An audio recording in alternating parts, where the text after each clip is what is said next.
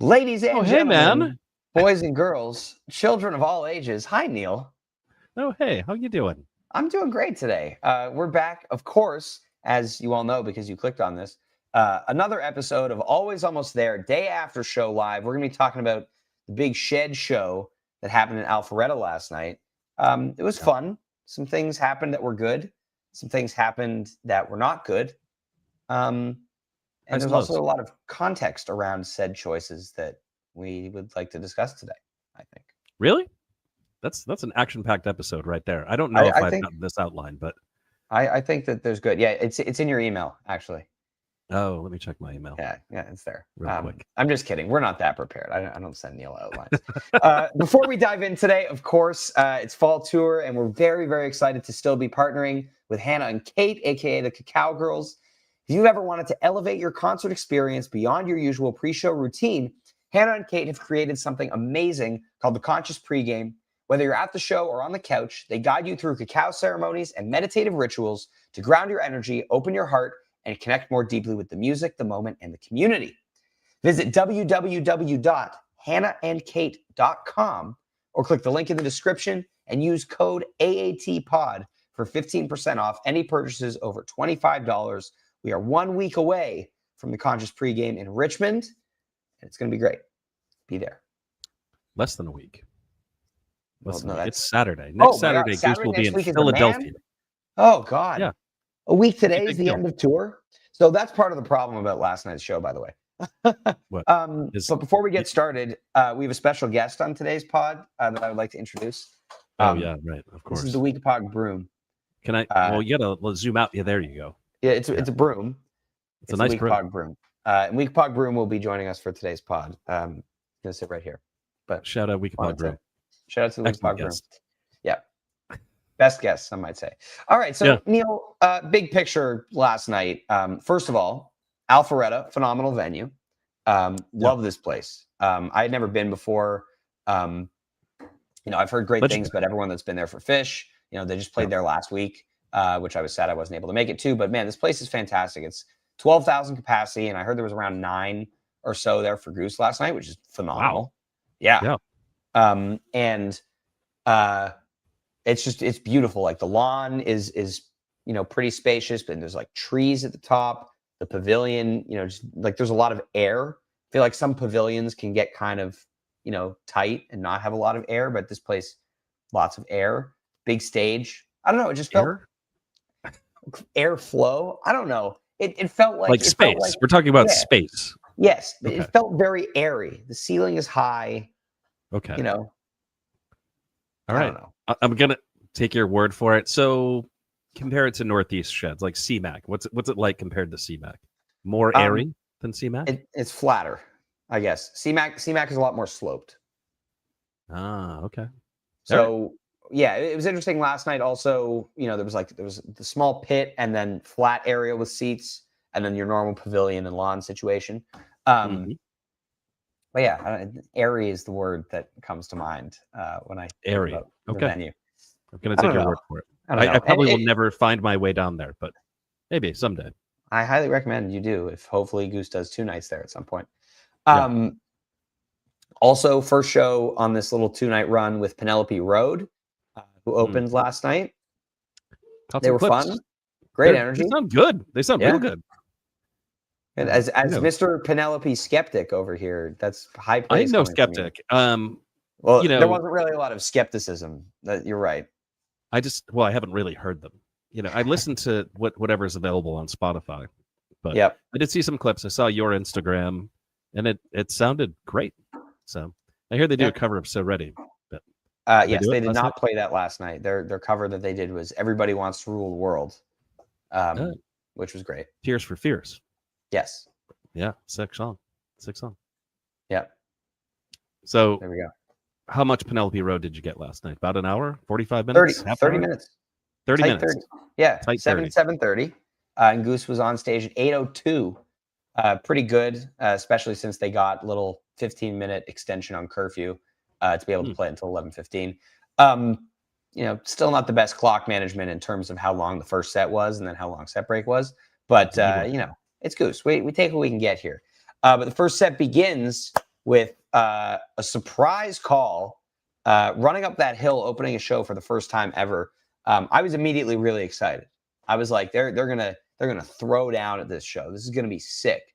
And running up that hill happens and it ends, and we're like, all right, what are we gonna do next? And then it was Flow Down, which is not throwing down, despite the word down being in there. Speaking of directions, friend of the pod, Garrett, at this point calls that Your Direction is going to be the next song because running up that hill and Flow Down. Yeah. He was one song off. But yeah, you get Running Up That Hill and then a nice 3-pack. But yeah. So I think I know what they're trying to do here. They're trying to mix it up a little bit and not have a 3-pack of openers. But as I said to you a moment ago, it's still a 3-pack of openers if you have a different song before it. It doesn't change anything. You can just do it before or after. It's all the same. Although ironic they chose Running Up That Hill because you said it's a very flat venue. But the hill has it. The lawn has a hill. There's still a hill. Okay. There's still a hill. Don't worry. In any case, dope song. It's one of their best covers and absolutely thrilling that they started a show with it. Because the fact that it just lives in the rotation now as like a once a tour kind of thing is pretty great. Maybe even 2 times a tour, depending on the tour. It's like 3 times last tour. Yeah. So yeah, we get it a lot.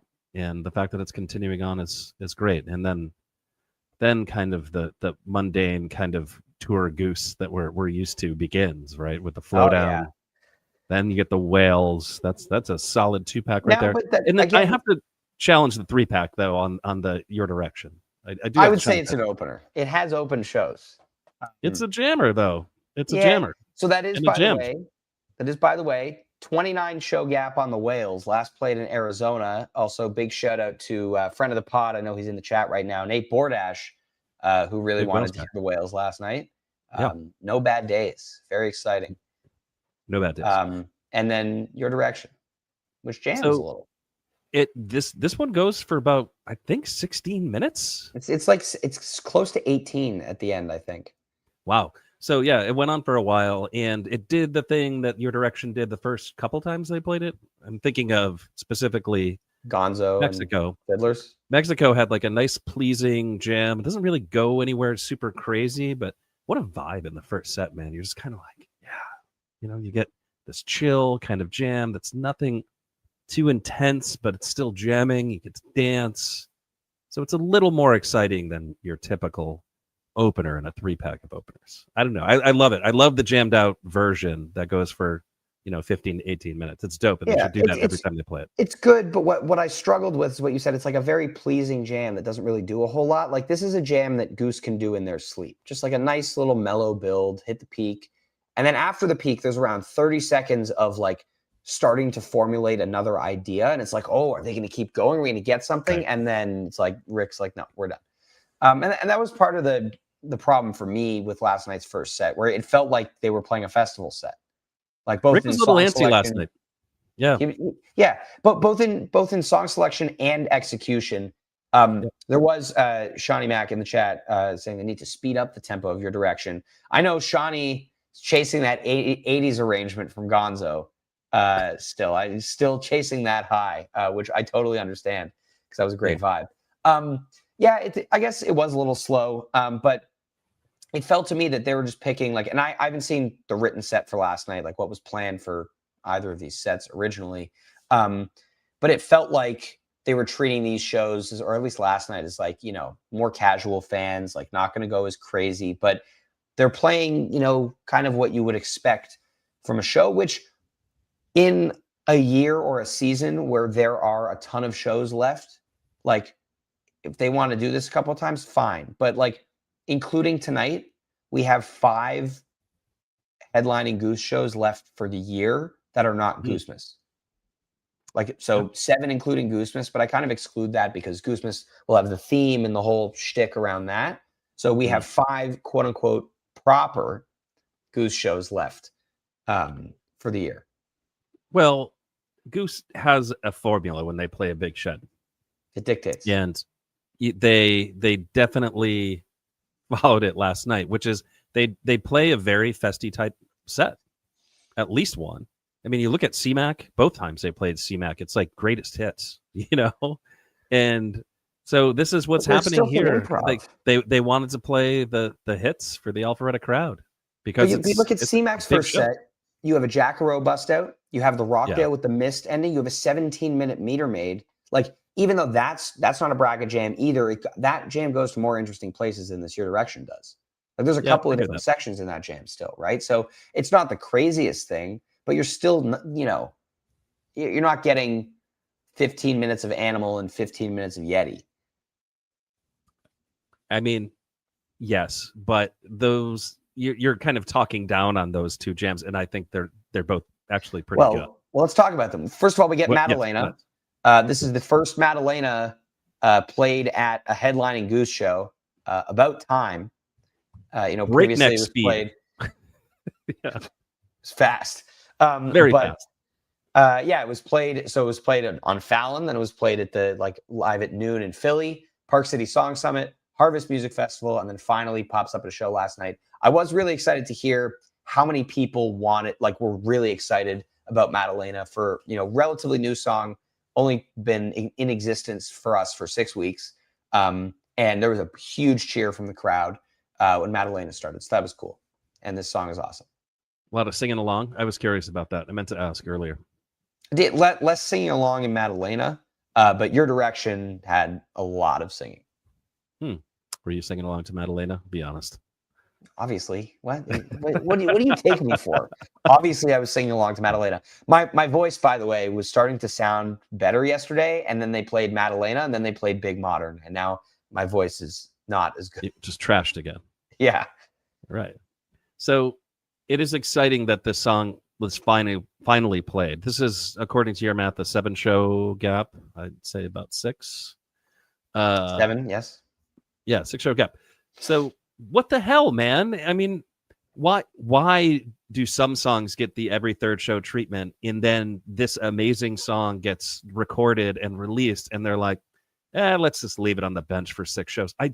It makes no sense to me. Yeah. And then they do play it. And let's be honest, this version of Madalena is not good. It's not. And I will plainly say it here on this podcast. It's way too fast. It felt under-rehearsed. It just, nothing about it sounded like what I expected the live version of Madalena to be. I heard some people saying, friend of the pod, Adam, was saying it sounded very Southern rockish. I don't know if I got that vibe necessarily, but it was super fast to me. And I don't know. I was disappointed. What's your take on the live version of Madalena? Yeah, so you guys were talking about a bunch of tempo and vocal issues in the first set last night, and I think from my vantage, I didn't really get those. But I'm not saying they weren't there, but I didn't really notice those per se. But then I was talking to people today who were up at the front of the pit, and they were saying first set definitely Your Direction, running up that hill. Running up that hill felt a weird tempo that they couldn't quite sync up on, and Your Direction, Rick was having some mic issues, so. Definitely possible to have these issues, and I'm sure they were present. I just didn't personally clue into those in the moment last night. Interesting. Yeah, on the stream, when I heard the Madalena, I was like, something is wrong. This just is not at all what I expected. And I think a lot of people share that opinion. And I want to be clear about something because I feel like I've upset some people. Shawnee's telling me to stop. It's not that I don't like this song. I love the song. I think it's amazing. I don't know about the execution last night, and things just felt a little gummed up last night. I don't know why that was, but I wasn't the only one who felt that way. It's a weird vibe to this show. I think it's just so many casual fans, and I think it's tricky where Goose needs to find the line between a festival where there's mostly casual fans versus a headlining show where there's mostly casual fans. Because when it's a headline show, if you're a casual fan and you're not ready for this Madhavan that they're going to play, for lack of a better term, sorry, you're shit out of luck. You're at a Goose show. They're on their turf. They're going to do what they want, which in this case is play a festival set. But I think that from a band perspective, and obviously I don't know, what the perspective was last night, but if I had to guess, they were playing it a little safe because it's they know the kind of audience they're going to draw in Atlanta. Very young audience. And not as jam inclined. There was people talking every single time improv started. Not even just the quiet parts here. Anytime Your Direction, people are belting the lyrics, singing along. The second the jam starts, conversations everywhere. So it's hard also when you know that that's the crowd, and like you kind of want to play to it, but also it's like. Do you think they know, man? Do you think they think about this kind of stuff? I don't know. I mean, That's obviously the you do thing. because you're saying this, but like, I don't know if I agree. I think that I would if I was in their position, but I don't know, obviously, if they do. Well, yeah, I mean, they still have this tricky thing that they've been wrestling with for 3+ years now, 4+ years, which is every show they seem to play in a place is significantly larger than the last show that they've played there. Yeah. Right, so they played the Fox last year, 3-night run. What's the capacity at the Fox? It's like 4 or 5. 4 or 5. Okay. So just napkin math here, roughly 2,000 fans, maybe more, maybe less, depending. We're seeing their very first Goose show last night. So I think they just because the Fox drew a lot of people from out of town for those shows, and I think that's what happens when you go destination venues. So somewhere like Fiddler's, you're getting significantly more ratio of Denver locals than you are at a place like Red Rocks, which draws very heavily from people traveling in to go to a legendary venue. Yeah. Excuse me. So basically what I'm saying is, like, when they're playing this or writing this set list, they're thinking about the fact that there are several thousand, I guess, people seeing Goose for the very first time. And I feel like they feel obligated to play a certain amount of the hits, as it were. And, you know, you got to get the Yeti in there. And you got to speaking of the hits, Animal Yeti. Animal started, and I was with a friend of the pod, Griffin, of the account Griffin's Pickens on Instagram last night. But Animal started, and we were both kind of like, yeah, this makes sense based on how this set has been going. They did, to their credit, something different with this Animal Jam. You get more of like a moody minor key kind of vibe to it, rather than just the typical major key Rick solo that we've been getting. So that was cool. Yeah. And then a little taste of the Goose and Yeti. That was the thing. They didn't quite sync up on it. Like when Cotter was doing like the builds towards the end, they weren't, like, he and Rick weren't quite on the same page with that. Yeah, I mean, they're hitting full swing of tour. You would think, I don't know, if they had played more shows this year, I think that kind of stuff doesn't happen. But they need to play more shows. And I think they would disagree. They would say, we need to spend more time in the studio working on the songs. And, you know, that pays dividends in the end also. But in any case, these are two relatively inoffensive, very pleasing jams. Nothing that's really going to challenge you, I don't think, at least in my opinion. But they were nice. I mean, I enjoyed them. And I think that was what they were going for here. They didn't want to kind of push it too far. Yeah. They wanted to at least have one set for the folks who were seeing this band for the first time before they completely went off the rails. And they kind of did go a little off the rails in the second set. And the last 30 minutes of the show. But yeah, I mean, just last thing on this first set, like, people loved this Yeti. Like this had a very engaged crowd. And so that kind of thing, like, you play that Yeti with, you know, some like more exciting song selection per se earlier in the set, and I feel like it looks a lot different. But I think I just struggle with the fact that, again, there were so many shows in a row that were all festivals, and there are still so many songs they haven't played yet that have just been on the shelf since June. You know, like, throw a Torero in this set. Where is Torero? Is this Torero? Part of the podcast where we complain about songs that haven't been played? Search day something. Wait, how many without days Torero since June 19th? Yeah, Torero search. Today is day 100. It has been 100 days since the last Torero. Hello, Goose. Well, no better time to play it than on your 11th anniversary. So I have that as a 19-show gap. 19 shows with no Torero. It's actually more because there are some shows that I don't count, like late night talk show guest appearances and things like that. But counts for stats. Who cares? In any 22. Case, but yes, Torero has not been played. Search. I mean, day 100. They skipped Seekers last night, and I felt like that actually would have been more appropriate in the show. But I feel like, I guess maybe there's a decision point there between Seekers and the Whales, and the Peter song wins in that situation. Mr. Action hasn't been played forever, and that's really frustrating because I am now on the Mr. Action fanboy train, whatever it is, since the Since recording. the album came out. I love the recording of that song. It's just like sick. They finally got the arrangement of the song exactly the way I love it. And then they're just like, yeah, no, we're not going to play that anymore. Like Doc Brown, it's been 30 shows. Like, that's crazy. 726, by the way. It has been since May 10th that they've played 726. And that is bullshit. I'm pissed. Yeah. They need to play that song. And they need to play that song before this tour is over. It's just not right. I understand what they're trying to do in like have rarities and stuff like that. But then you get shows like this one where it's disappointing, where they cram in all of these songs you've already heard a bunch. And then, yeah, I'm with you on that. There we go. 726, bring it back. So, sorry, rant over. Let's talk about this second set because the second set has some stuff to talk about. So we open up with Fish in the Sea. You know, it's no Guilford, but we're back to tone setter second set Fish in the Sea, which is we come out, we're going to rip your face off, and then we're going to play a jam vehicle. And, you know, Rick walks out. He ripped 9,000 people's faces off and then started playing Big Modern. Yeah. And, you know, we know how I feel about that song. The formula works. I like this Fish in the Sea. It's a very, very similar jam to what they played up in New Hampshire. It's not as good. Is it but the New Hampshire one? Got that same piano riff and it like the ding ding ding ding. Like, yeah, it's the same. Sounds a little bit like Smooth featuring Rob Thomas, Santana featuring Rob Thomas. It's got a little bit of that vibe. Classic. And I love it. I love that that's the thing that they do with Fish in the Sea now, because before they did that kind of droning thing for, 5, maybe 10 minutes, and that was cool. And then it got like kind of tired after a while.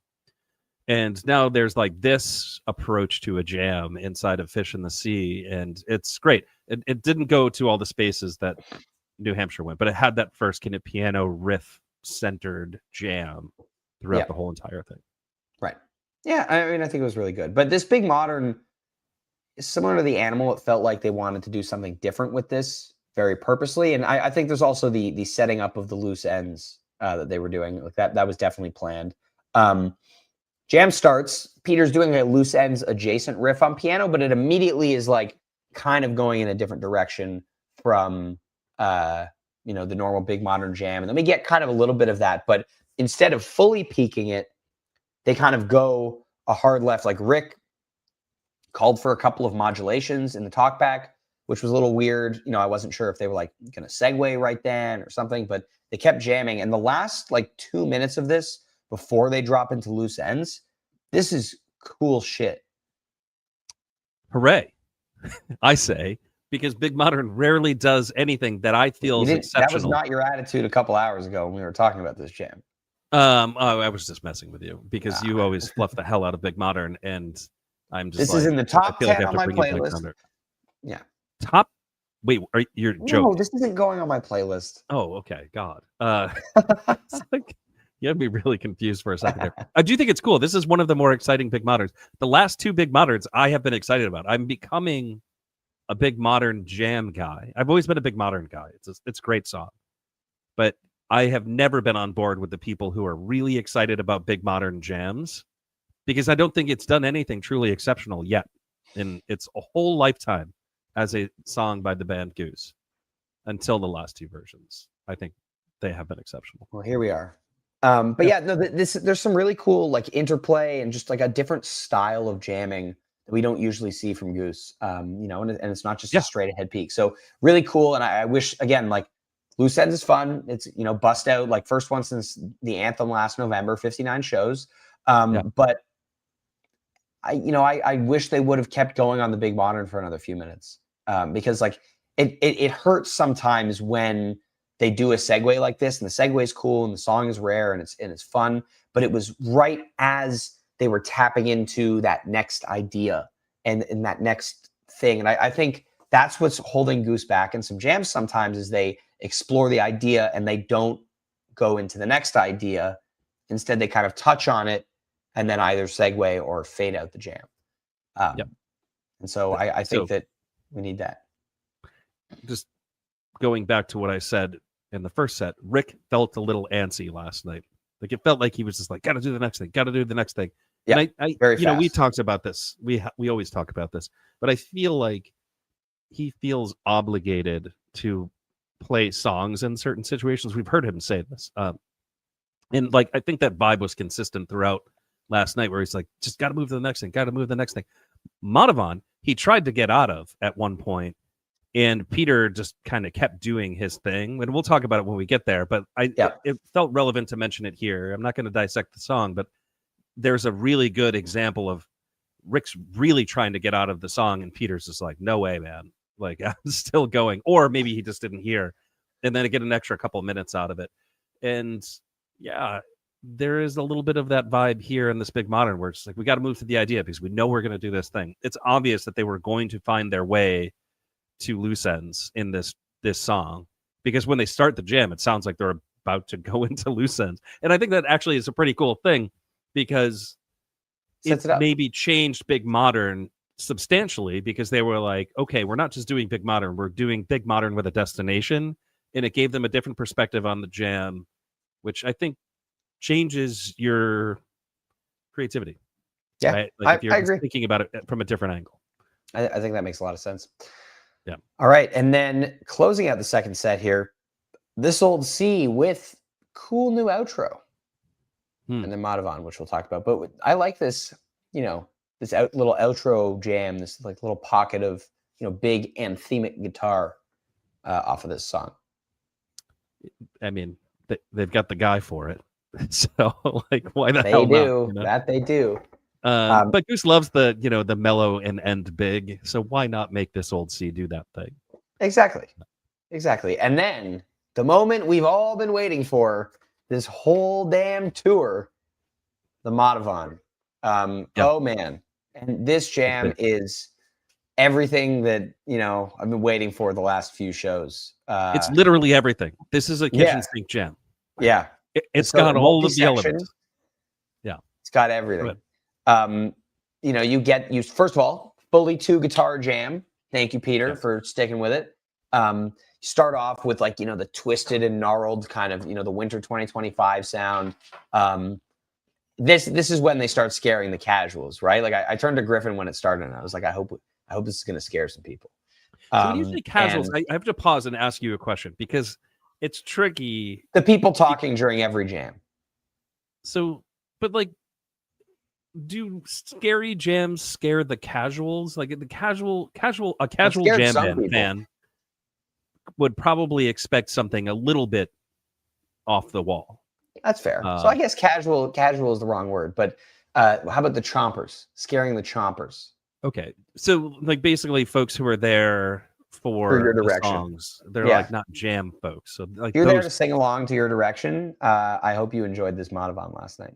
Hey man, I'm there to sing to your direction. So but I also love this Madhavan jam. Anyway, so you get this like crazy buildup, and I think this is where you're talking about Rick being antsy. Like he kind of pulls us out of that a little early and tries to go back into the Madhavan thing. And it kind of doesn't work the first time. Then they recover nicely, and then shoots off into this major key thing. You get like a minute of major key peaking, and then they bring it way down. And I thought, Rick was just going to segue there, because that's usually what happens when they get quiet. But then they build this beautiful major key space. Peter did this really cool thing in this part. I don't know if anyone else caught it, but he like cranked the reverb and a couple other effects on the Rhodes. And like while playing guitar, went and like, hit a few keys and let that kind of space out while he was playing guitar in that major key section. I thought that was really, really cool use of that instrument. Fascinating. So I didn't see that on video. I listened to that this morning while I was out walking my dog. And that section also made me kind of say, whoa, what is going on here? Because there was a moment where it was confusing to me, because it was very clear that he was playing the guitar, but it didn't sound like the guitar. And I just didn't know what was happening. And then he does some things on the guitar that are definitely guitar and don't sound like guitar. It's like really high pitched stuff and kind of synthy sounding. I think it's like the whammy, like one of the weird octave effects that you can put on there. And he was like really like, yeah. So I mean, that is sick. And every time there's a really good Madhavan, Rick is always the star, right? He's playing the ripping guitar solos, but the best Madhavans are when Peter's on the guitar. ones where you listen a little bit closer and you hear Peter and what Peter's doing, and those ones are always the best. And I've been saying this for literal years on this podcast. When they're playing Madhavan and you're like, this Madhavan's sick, stop focusing on Rick and then focus on everything Peter's doing. Yes. And your mind will be blown. And that is exactly how I feel about this section of this jam. Peter really just takes it to the next level. Of course, it wouldn't be amazing without Rick. But it also wouldn't be amazing without all four of them. But really, also, I want to point out what Trevor's doing in that early part. Like Rick doesn't go so crazy into the dark twisted stuff. Like Peter's really in there, and Trevor goes right along with Peter and is like right in that same realm. Similar riffs. I like listening back this morning. I was like, ooh. Yeah, Trevor, I mean that atonal arrhythmic stuff is. I love it because I cut my teeth in jam music to the Grateful Dead. Before I listen to anything, I listen to Grateful Dead. And that is a very Grateful Dead-esque jam. That is we're in the middle of Dark Star. Nobody is playing together. Everybody's just trying to make as many weird sounds as possible. And that's exactly what's happening there. And then the rhythm section comes in and kind of bubbles into the jam.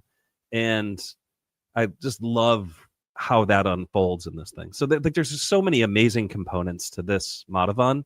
Although I feel like we're fluffing the hell out of it. It's a good Madhavan, but I don't think it's very good the best of all time. But I got a text from B Dunn like 15 minutes in, and he was like, "So is this a 1 seed in the Jam of the Year bracket?" And I was like, first of all, I'm not you.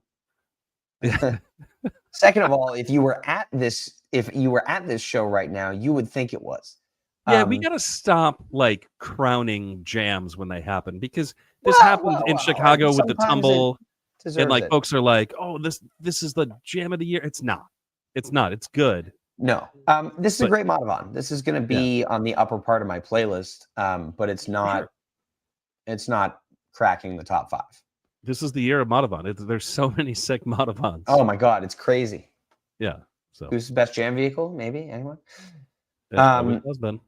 Anyway, then we encore that shit. We all knew it was coming. They had to throw a bone to the people that they scared, and rip a nice hot tea to close. Big synth solo in this thing. Peter was just feeling. That was the Rhodes. Was that the Rhodes? Yeah.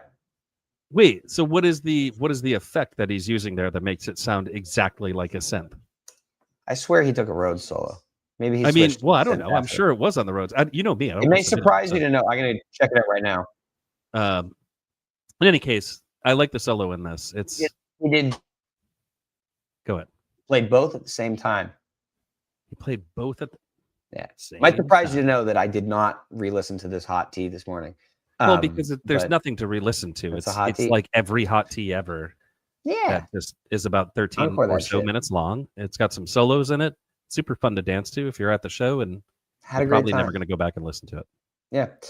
And that brings us to the close of Alpharetta. Much stronger finish than a start, and hopefully they bring that energy from the end of the show into tonight's show in Charlotte. PNC Music Pavilion, we've got Penelope Road back on board for one more night. Curious to see, if their set's different than last night's. But yeah, I'm excited to see Goose again. Can we do a little Fantasy Goose update? Because I feel like we haven't talked about Fantasy Goose lately, mainly because you suck this season. I'm having a terrible season. I finally cracked 20 last night, by the way. That was my first time cracking 20 points in one show since Westville, or since Park City, sorry, which felt great. Getting 20 these days is hard because the catalog is so big. But the reason why I wanted to bring it up is because there are perennial leaderboard folks. And if you go to the Fantasy Goose site and you look at this tour's leaderboard, there's all kinds of new names and faces up there, which I absolutely love. There's more people playing Fantasy Goose than ever. Shameless plug for Fantasy Goose right now. More people should play because it's cool when a lot of people play and it generates discourse. And so if you don't play Fantasy Goose, you should think about playing for the rest of this tour. It used to get a little intimidating because you'd look at that leaderboard and you'd say, "Oh, it's the same 5 guys." Wow, it's Neil. Yeah, and now I'm way out of it, and you're astonishingly far out of it. Hey, I mean, Jive Goose only 20 points back on first place. Where's Jive Goose at right now? I don't know. He's terrible at this. He's not even on the leaderboard. Yeah. Well, let's find him here. Hold on. I'll tell you. Jive Goose is washed. You've heard it here first. I mean, Jive Goose has been washed for a while. He's in 28th place right now. Let's hope that this public shaming of Jive Goose galvanizes him. He will not into know action, about this. And then he takes unless Fantasy we Goose tell him seriously directly again. that we did it. He will not find out. Yeah, we have to send him this clip. So I'm glad we've taken this time to call out Jive Goose. He deserves I think he it. may have upgraded his cave in the mountains and gotten a VHS player. So we're gonna get this clip to him by carrier pigeon with holding a VHS tape of this. So we'll send Kev over to us. Great. House. But yes, fantasygoose.com. Yeah. Get your picks in and don't cheat. Don't cheat at Fantasy Goose. It's a silly thing to cheat at. It's just a bragging rights game. There's nothing Lucas, to win. I know that you cheat. Lucas. Oh, Lucas it was Grady who said that? Cheater? Oh, Grady's a cheater. Sorry. Lucas did not cheat. Lucas seems like a really honest guy, and Grady also seems like a really honest guy. Neil says that both of you seem like really honest guys. He said that genuinely. Yeah, he wasn't being sarcastic. Anyway, I wasn't being sarcastic. Anyway, there's your Fantasy Goose update. Thank you everybody for watching this episode of Always Almost There. That brings us to the end of the Alpharetta show. We will see you tomorrow to recap Charlotte. It's going to be a good one tonight. We're going to have a great time. And a reminder, of course, we are 6 days away, not a week, 6 days away from the Conscious pregame in Richmond.